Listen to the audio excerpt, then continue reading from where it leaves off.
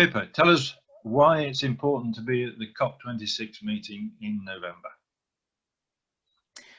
The COP26 meeting is a global landmark summit on climate change where over 196 governments come together in one of the most incredible efforts at global governance to come to an agreement, binding agreements on what it means to work together to reduce carbon emissions, but also to increase resilience and adaptation to the climate impacts that unfortunately are already with us.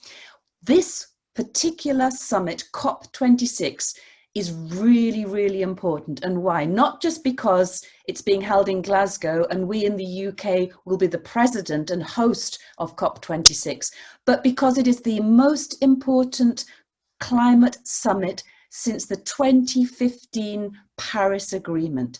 Why is that?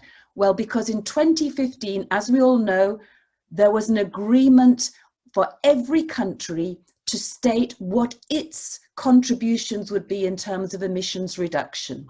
And then every country had to make its own plans and policies, laws and strategies to make sure that it could complete and fulfill those targets.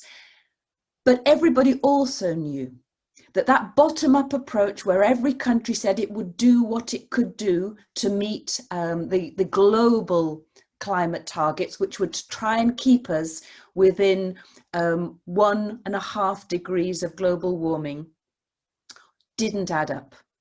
That they were good because it was the first time that people put numbers on the table and committed to what they would do nationally, but when you added it up, it didn't add up enough to bring down the emissions that we need.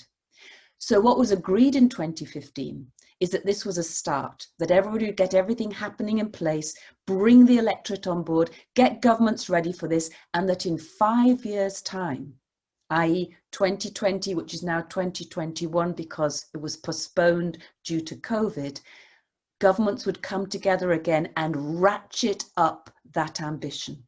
So this year at COP26, governments will be putting on the table their greater ambitions, and we really need to see that this time it will add up.